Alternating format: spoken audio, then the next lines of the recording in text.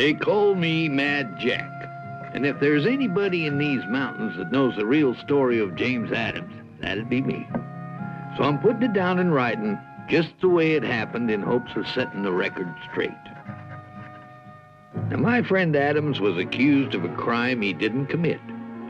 So he escaped into the mountains, leaving behind the only life that he ever knew.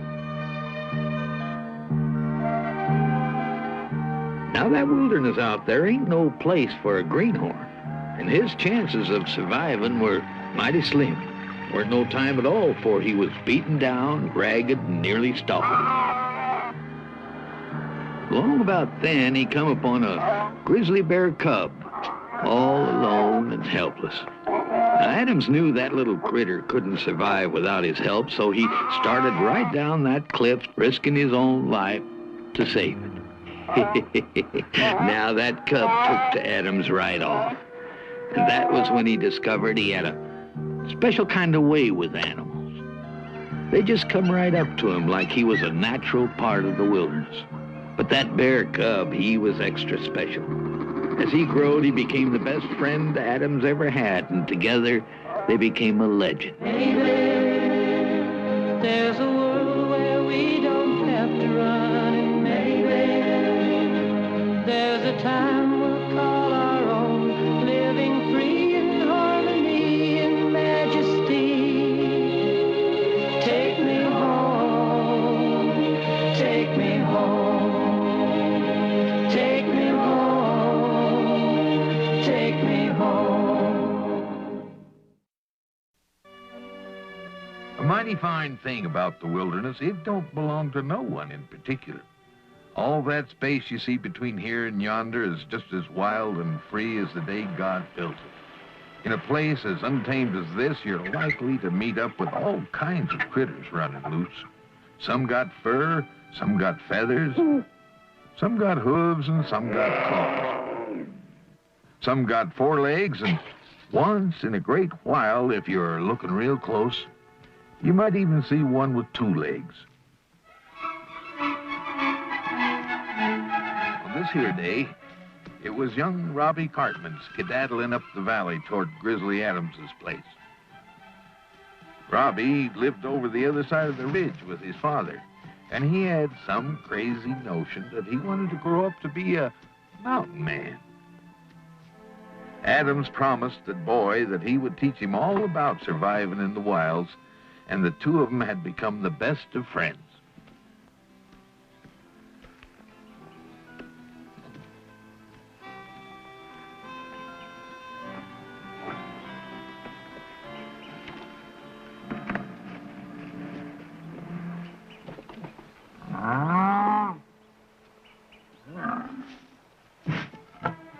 Ben, what are you up to now? Huh? Ben, will you let Nochos out? You know, you're worse than an old mother hen. Well, come on, little fella. We can't leave you behind. Come on. You're gonna have to excuse Ben. He's just fretting that you were gonna get yourself hurt was all. And I reckon he figured you weren't so likely to get yourself in trouble locked up in the cabin. He just don't remember what it's like being a frisky little cub.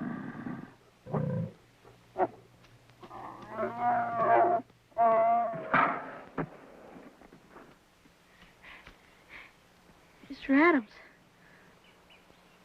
Mr. Adams! Mr. Adams! Hi, Robbie. Hi, Ben. Morning. Morning, Robbie. Hi, Mr. Adams. Where's your pa? Pa had to go to town for some supplies. Since it's such a long trip, he said I could come and stay with Ben and you. You telling me you hiked all the way here from your cabin by yourself? No, sir. Pa brought me as far as the ridge. We saw your smoke, so he said I could come the rest of the way all by myself. But I could have made it the whole way by myself. I'm getting to be a real mountain man. Well, so you are.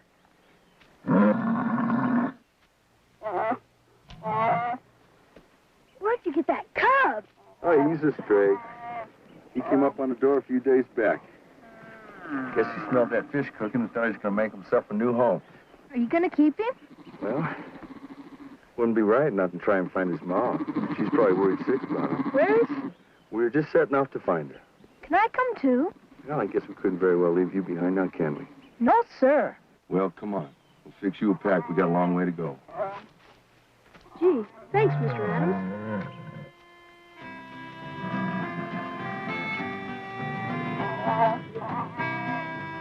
Come on, No Choose. Come on. Let's go. Hurry up, No Choose. Don't you want to find your mother? She's probably right around here somewhere.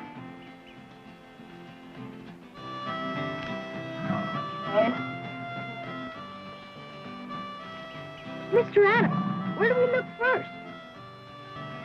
We'll let Ben figure that out. I'm sure he's got a few ideas where to find her.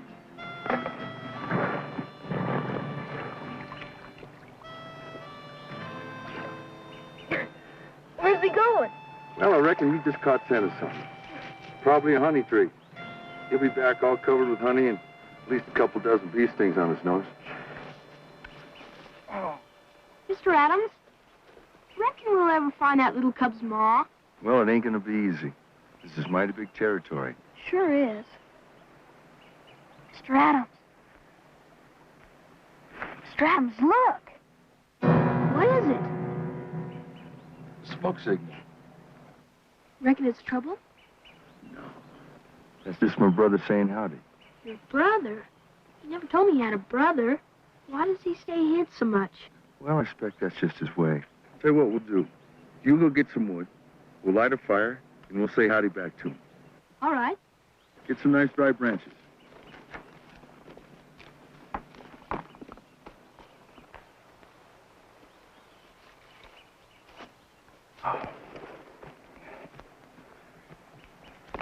What's his name? Well, you know Nakoma. Nakoma? Nakoma's your brother? Well, he's like one. He's my blood brother. Blood brother? What's that mean, Mr. Adams? Well, that means like we're two living things that feel as one. We aren't actually brothers of the flesh, but brothers in spirit. Well, it was pretty clear that Robbie didn't quite understand what Adams was trying to say. I guess I'm going to have to start from the beginning.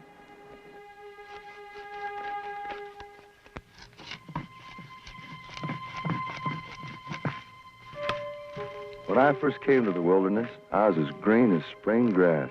Ah, come on, Mr. Adams. Not you. It's true. I didn't know the first thing about surviving in the wilds. And if it hadn't have been for Ben and the other animals, and Nakoma, well, I don't think I'd be here talking with you today.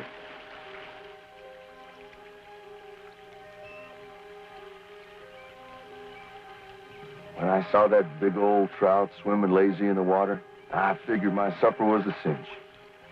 And just watching that trout swim away told me how little I knew about providing for myself. And for the first time, I realized that I could die out here and nobody'd even know or care.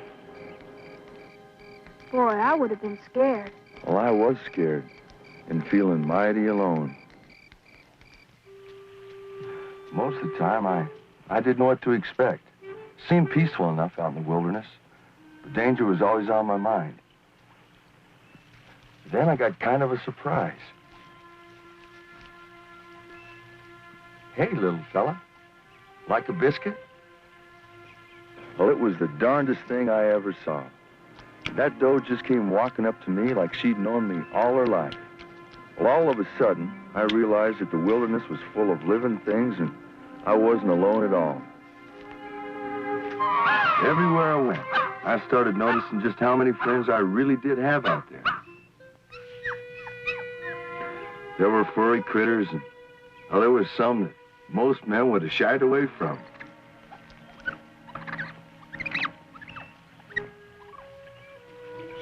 But I seemed to get along with all of them. And, well, we just kind of shared the forest.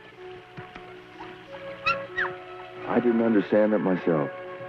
It was though those animals knew I was a friend and meant them no harm. And I started feeling like I was part of the wilderness. And then one day, I came upon a bear cub that had got himself into a real fix.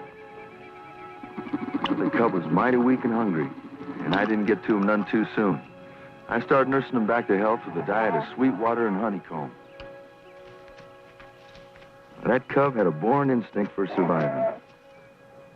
No, cub. Those berries are no good. I ate them. They'll make you sick. All right. Don't say I didn't try and warn you. But he seemed to know what he was doing.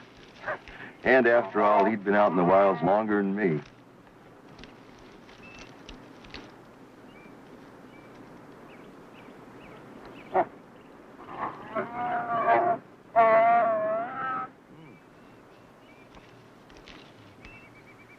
And that's how I learned the difference between Saskatoons and corn lilies. Well, I decided to call that cub Ben, after Benjamin Franklin, the smartest man I ever heard tell of. Seemed fitting, since that cub was the smartest bear I ever met. By following that bear around, I learned about all sorts of foods. There was wild duck, pea vine, Indian turnips, onions. I found out that a human could eat almost anything a bear does. Well, I knew that cub couldn't go chasing after me all through the mountains, so I decided to build a little camp. Figured we'd stay put for a while, at least till I could figure out what to do next. While I was busy building my lean-to, Ben was out getting acquainted with the neighbors. But I think Ben's curiosity started getting him in over his head. So I decided to keep a leash on him so he wouldn't go running off and getting into trouble.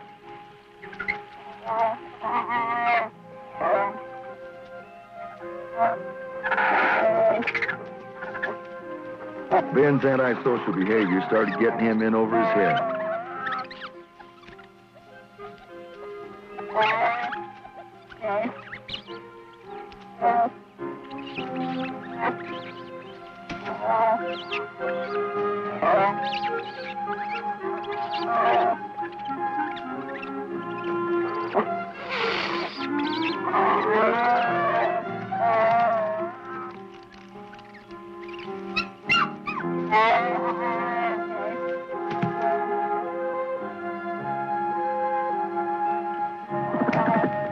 Ben, you got every critter in this neck of the woods running for cover every time they see you. I want you to make friends with them. This here's Martha Washington. I want you to say howdy. Well, say howdy. Look how nervous you got her. All right, Miss Washington. Here you go. Now, that's more like it. By this time, Ben and me was getting to be like family to each other. He come to depend on me, and I can't deny I enjoyed his company. So we just settled down to make a nice, peaceful lives for ourselves.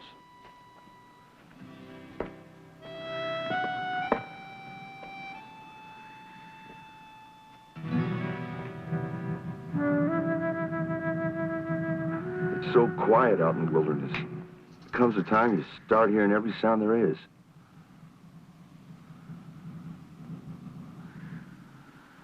Well, I knew I heard something up in those rocks, but I didn't have any idea what it could be.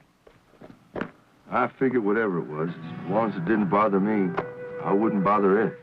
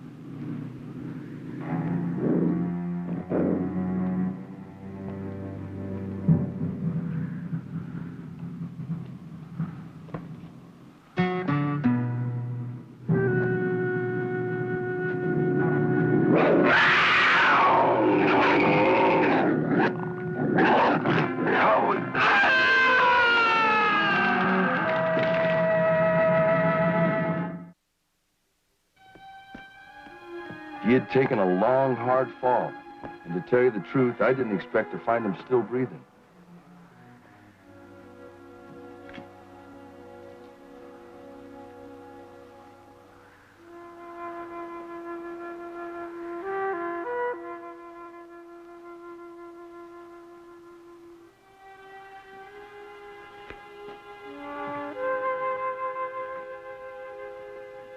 The Indian's leg was broken, and I knew I had to set the bone back in place, but I couldn't do it there.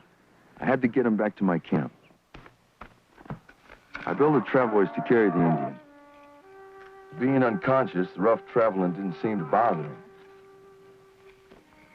Well, that night, I set his leg in a splint. He seemed to be breathing more regular. Didn't seem to be getting any worse.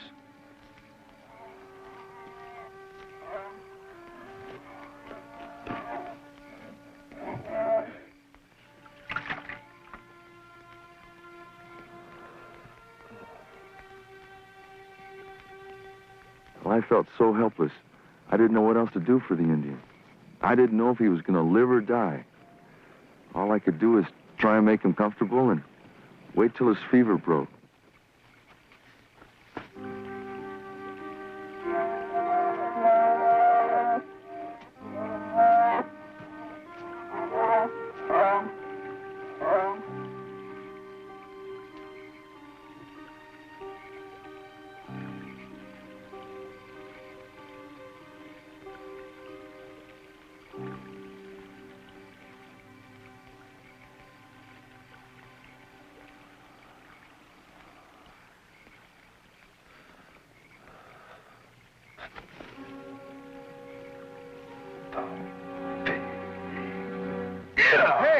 Hey, what the?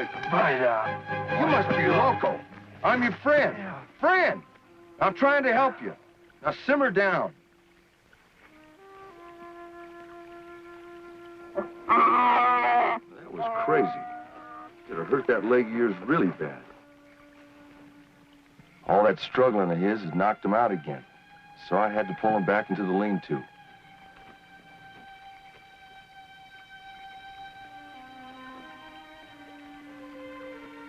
I don't mind telling you. From then on, I slept with one eye open. Of course, he slept with both eyes closed.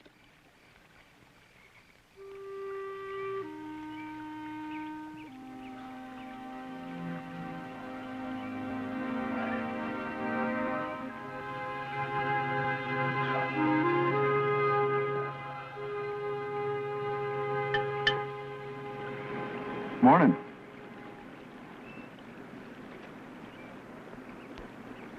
Hardtack. Well, go on and have some. I'll put it down here in case you change your mind.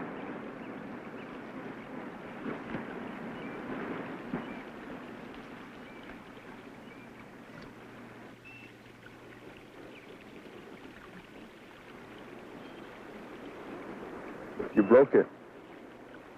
I think I got it set good, though. I had to take your knife last night. You were out of your head, and I thought you might hurt somebody. Mainly me. I'll give it back to you, though, when you're well enough to leave. You better eat that.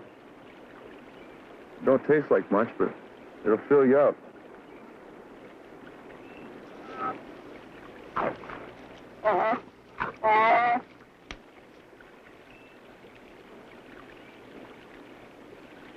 Shoot yourself. Even though my words didn't have no meaning to him, I felt that he understood that he could trust me. So I just went about my life in the forest and let him in. Hi there, little fella. You been having a busy day?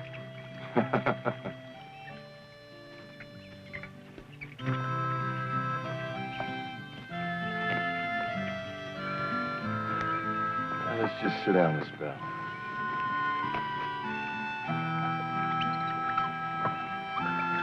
Here you go. You want some of this? Don't be greedy. Well, I reckon I was about the first white man that Indian had ever seen. And I must have looked like a mighty peculiar sight.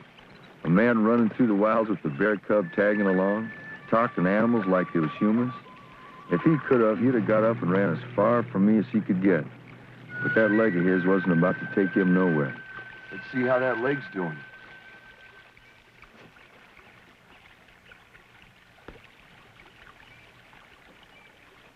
The Indian mended slowly, and I knew it was going to take more than hardtack and water to get him on his feet again. So I set out to see if I could catch him a fish. Trying to grab one of them slickery fellas was like trying to latch on to lightning.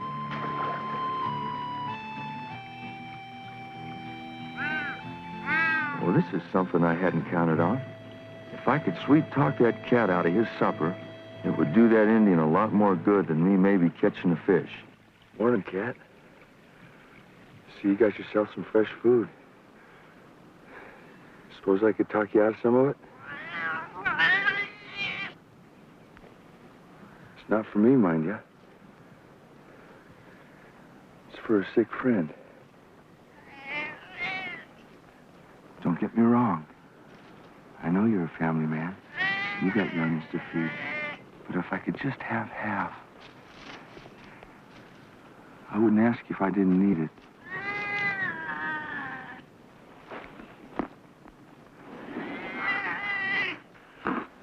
Thanks. And I'll pay you back sometime, I promise. Ben, supper's ready.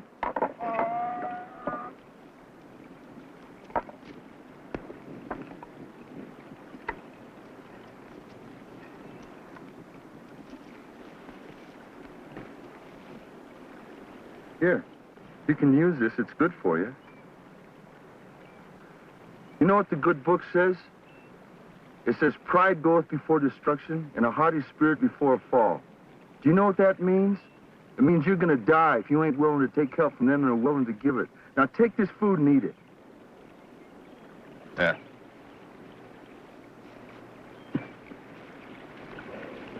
You know, I think I missed my call. I should have been a preacher. Ben? Here.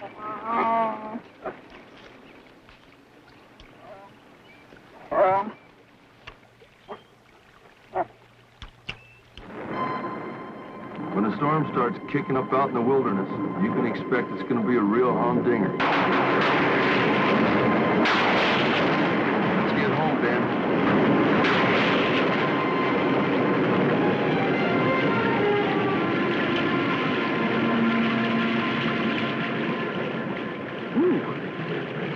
Turned into a real gully, won't you?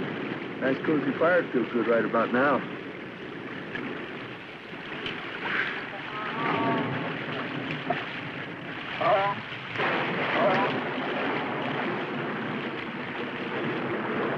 Those are my last matches.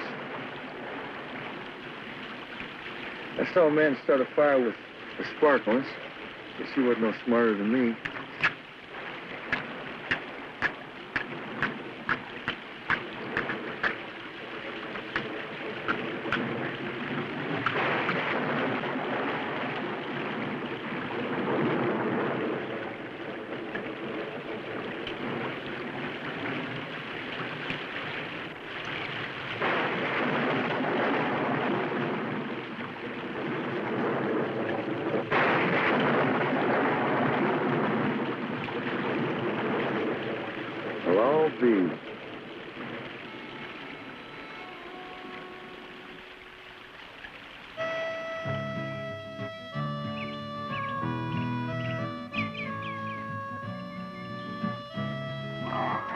After that storm, every little stream in the valley was running over.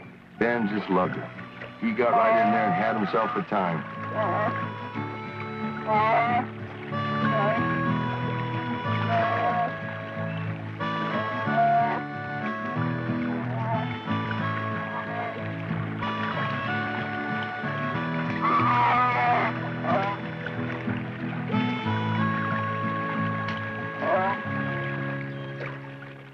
I come from Alabama with a banjo on my knee.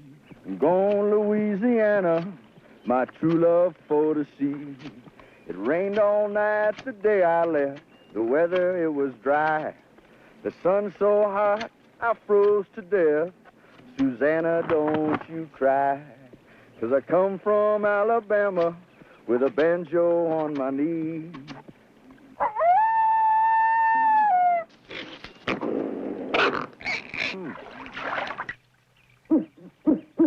Guess some folks just don't appreciate good music. Well, I had a dream the other night when everything was still. I thought I saw Susanna, dear, coming down the hill.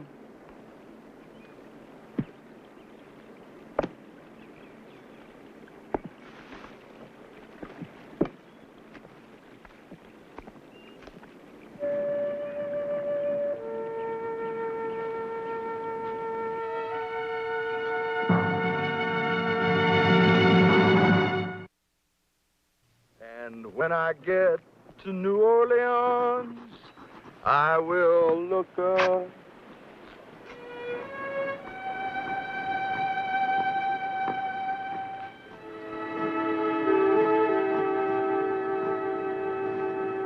I knew I could trust him now. And that night, I was able to sleep with both eyes closed.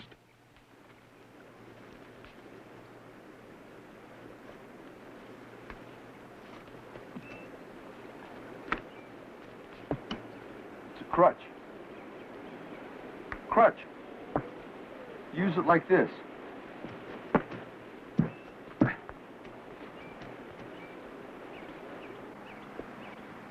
I don't think you're getting my meaning. Takes the place of your bad leg. Try it.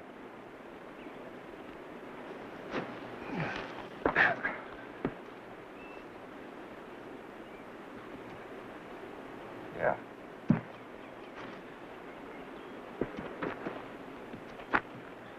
Good.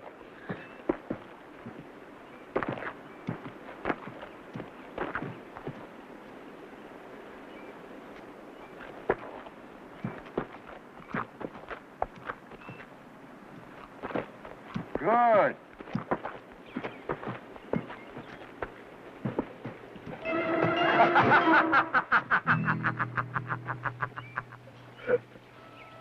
He was able to get around real good. Then he told me his name was Nakoma. Nakoma taught me how to make my lean-to watertight and how to make hide patches when my britches gave out. We built a smoke teepee, and he showed me the right hardwoods to use to smoke jerky. He showed me how to make my way through the forest, using the sun and the stars and even tree moss as guides. Nakoma taught me weather signs, tree signs, and animal tracks, and even how to catch fish without a hook.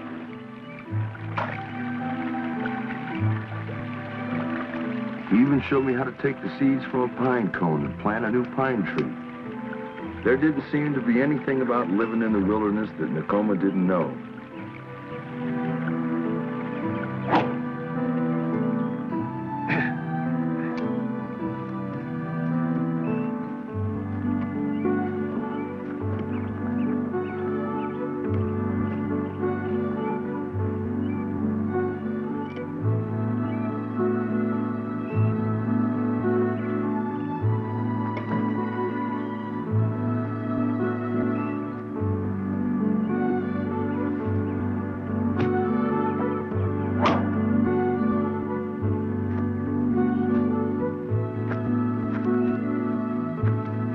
I don't mind telling you, I was mighty impressed the way Nakoma threw that axe.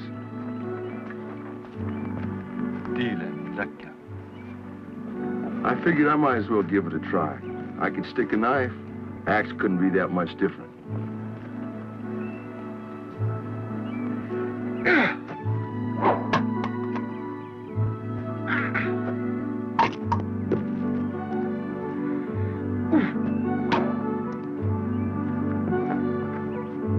Planting that axe in that tree, it was easy for Nakoma, but I could see I was going to have to come up with my own style. Vida. But gee, like this.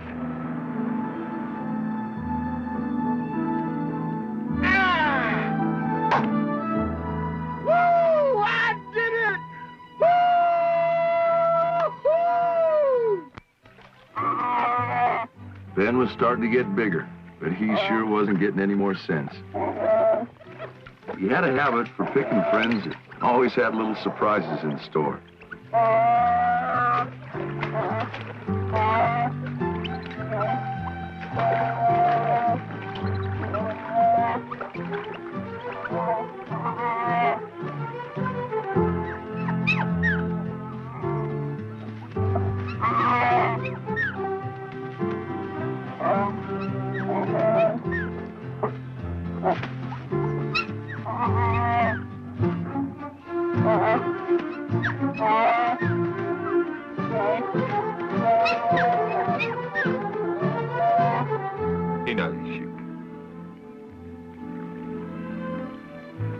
Nakoma claimed his soup would cure anything from warts to baldness.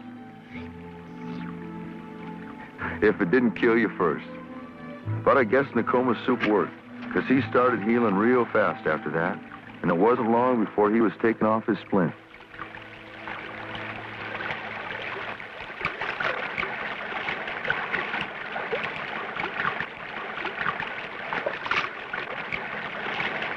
Here, let me help you. I was just offering. You remember what I told you about pride, though? You just better take it easy on that leg for a while.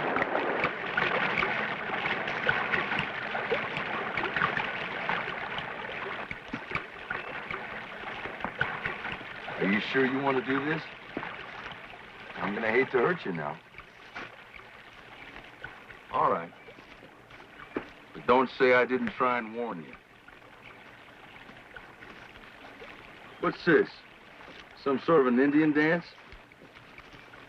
Oh,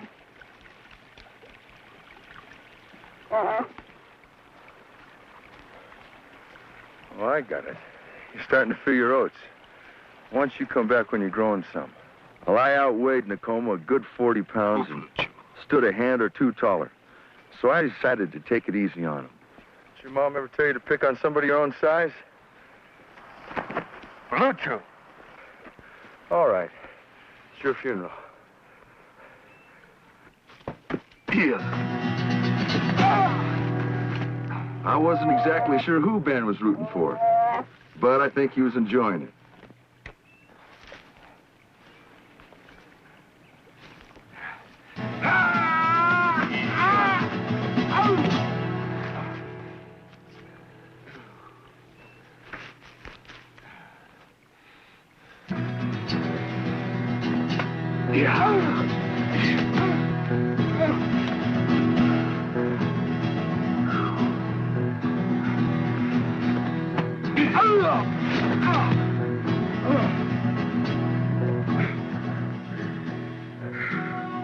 You're a wire, little fella, ain't you?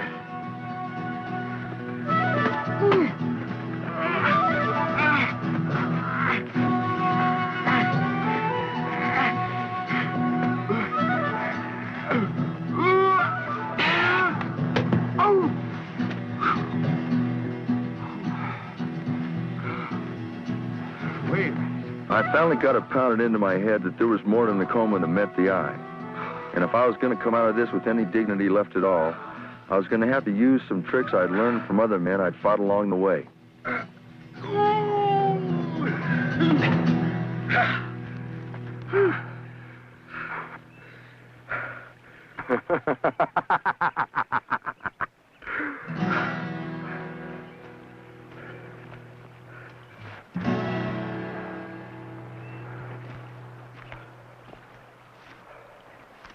I suspect that's when Nakoma and me started being real friends. My first summer in the wilderness had passed quickly. It had been a time for learning and a time for friendship, a time for becoming one with nature. But just as the seasons change, so must our lives.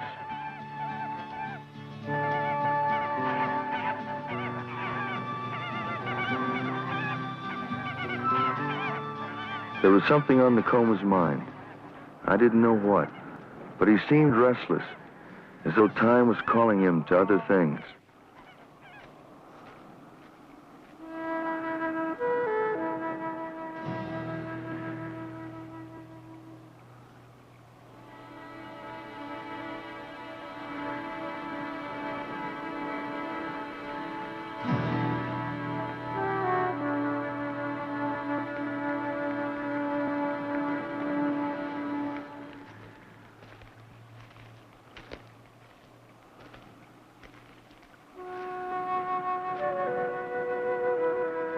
Nakoma seemed to be involved in some sort of an Indian ritual.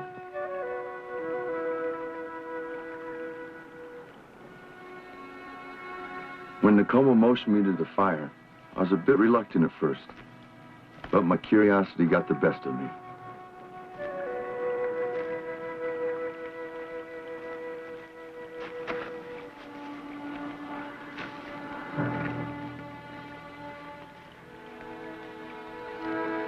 I didn't know what he had in mind with that knife, but by now I'd learned to trust him.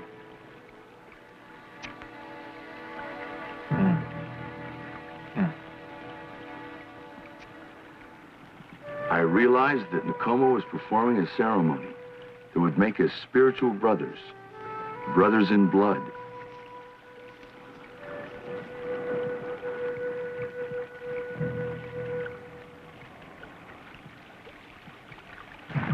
We let our blood mingle together, and I could feel a bond grow between us.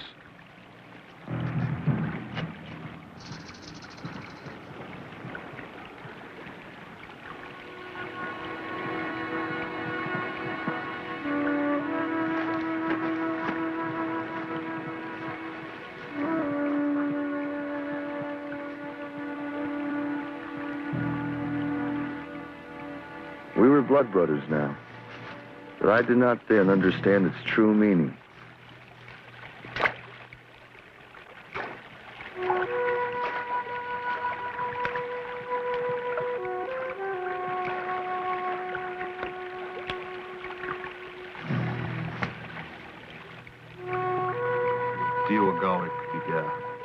Goodbye, Nakoma. Nakoma returned to his people. As I watched him vanish back into the woods like a wild spirit, I thought I'd never see him again. And the loneliness I felt when I first came to the wilderness suddenly came crashing back on me. As time passed, I grew to know the mountains like they were a close friend.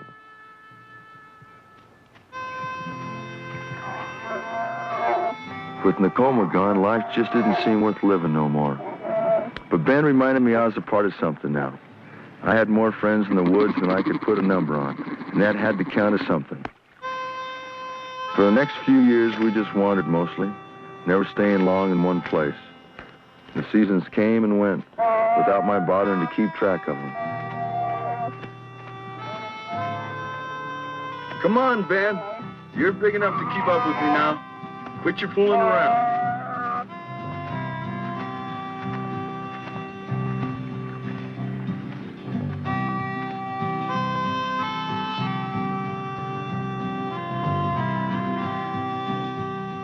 Ben grew into a fine-looking big grizzly, and I began to know the wilderness as well as most folks know their own backyard.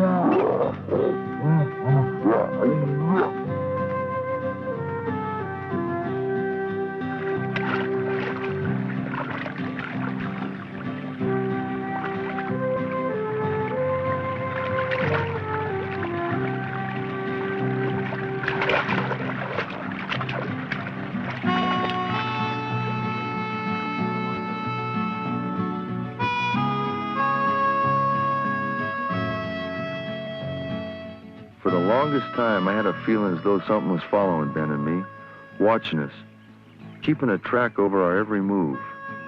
I hoped it was just in my head, but it was a strange kind of feeling, and I couldn't shake it.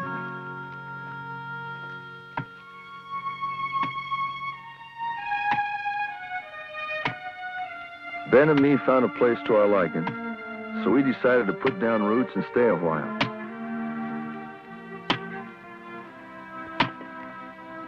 I guess I didn't realize the tree was ready to fall and I was standing in its way.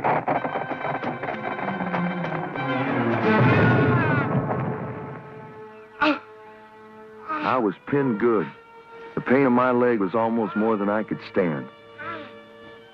I knew I had to get free soon, because the blood was being cut off in my leg. Lift it, Ben. You can't roll it. Lift it. Pick it up, Ben.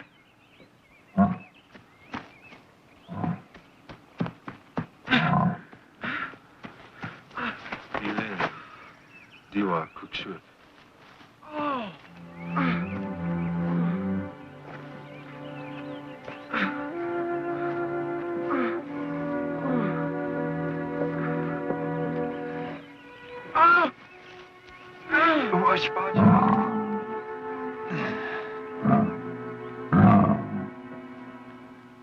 I'm clear. You can let it go.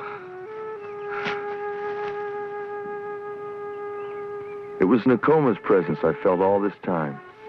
Now I knew that my blood brother had been watching, keeping a protective eye open, always alert to any danger that might come to me. Well, now that Nakoma had saved my life, I thought he'd leave for good, but he didn't. I guess he never will. Because you see, Robbie, a blood brother's for life, and even beyond. Wish I had a blood brother. There's Ben. Did you find that honey tree, Ben? He brought somebody with him. It's the cub's mother. Where'd you find her, Ben?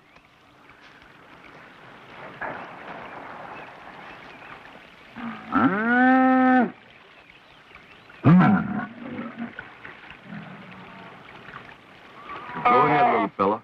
Go to your ma.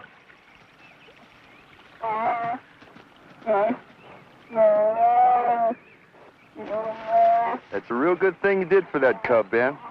He'll be a lot better off being raised by his proper family.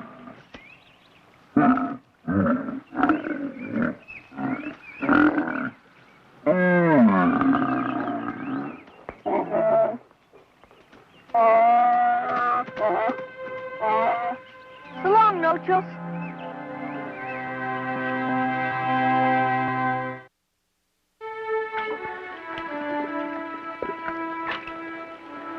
Mr. Adams? Yeah? I guess Ben and No-Chills are sort of like blood brothers now, aren't they? Well, I never thought about it. But they could be. Years from now, they'll remember this day, and when one of them gets in trouble, the other one will come to help, just like real brothers.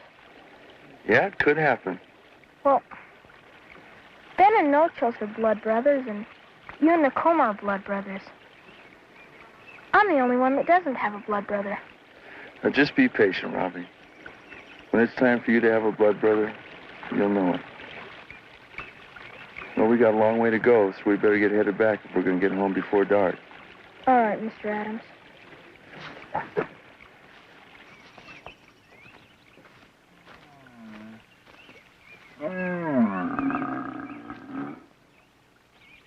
Shoraji, Pajuga. Howdy, Nakoma. Greetings, my brother. Teshoda. I'm well. Oh! Ichi Nagasha. Golly, Mr. Adams, who's that? That's Nakoma's nephew, E.G. Nagasha.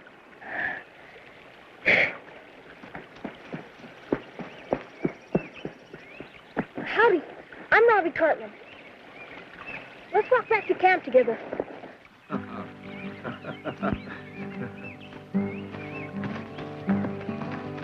Deep inside the forest is a door into another land.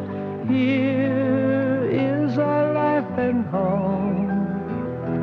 We are staying here forever in the beauty of this place all alone. But keep on hoping, maybe there's a world where we don't have to run. Maybe there's a time we'll call our